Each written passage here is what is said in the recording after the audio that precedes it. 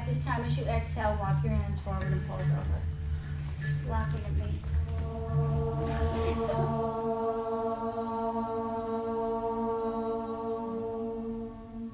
You know, and that's what we are. We are matter and mind.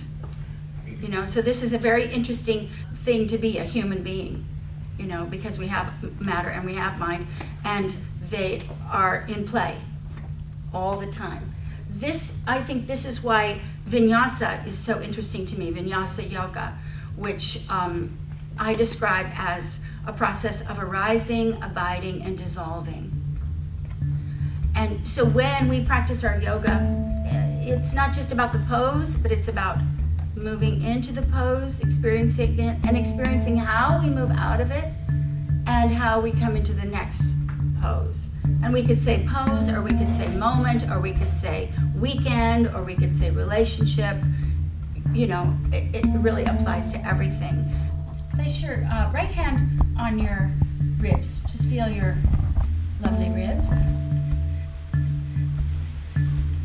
And then turn this other hand over and place it at the back of the ribs. And see if you can have a sense of these two hands moving toward each other. A sense of gathering in here. And it's not going to be too tight because we still need to breathe. Om Yoga is the kind of yoga that I've been teaching for about 20 years, which is something that arose organically from my own practices. It's made up of 3 parts, and one part is vinyasa. Vinyasa means to place in a special way. So it's a flowing, movement-oriented kind of asana practice that has 3 elements: arising, abiding, and dissolving. And the dissolving of one thing is the arising of the next. And how we pay attention to that and how we explore one thing evolving into the next, we do by placing ourselves, our bodies, our intention in a special way. With your left index finger, touch the midpoint of your right arm bone. Not your elbow, the midpoint of your upper arm bone. Yeah, and straighten your arm. The midpoint of your other upper arm bone. Straighten your arm. Bring those 2 midpoints toward each other. You can only go where you can go. Good. As you exhale, stand up on your right leg, lift your left leg. Hands on your hips. Inhale, Utkatasana. Right leg comes up. The second aspect is alignment. Alignment really means organizing our skin and our muscles and our bones physically, but we also think about alignment as your aspiration and your action. And are they in alignment? Or perhaps there's an even bigger sense of alignment, which is what we often experience when we come to yoga and you kind of feel like at the beginning, at the end.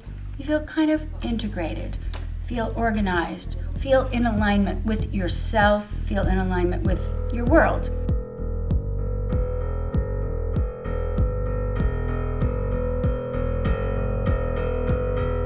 Going forward, oh my God, we're going to pull it back a little bit.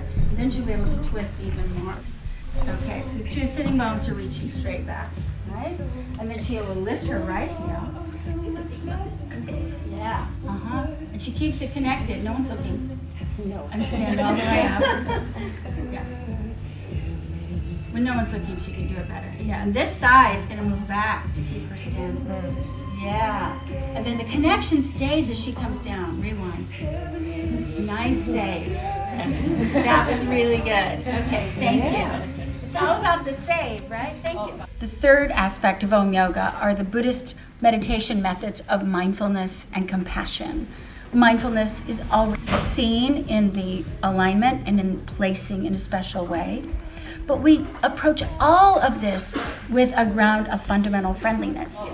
That's exactly what happens in meditation. Do you see what happened? She was there and then she went away. No problem. You just come back.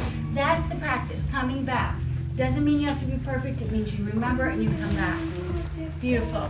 Utkatasana. And so that fundamental friendliness is really the compassion. We start by practicing that towards ourselves as a way to extend that to others. And that package is Om Yoga. Good, and then keep that connection and come all the way back down. Right, as if it never happened. Impermanence. Come back to the center and over to the other side. Okay, take a little minute to get organized. Check out your knees. Mm-hmm.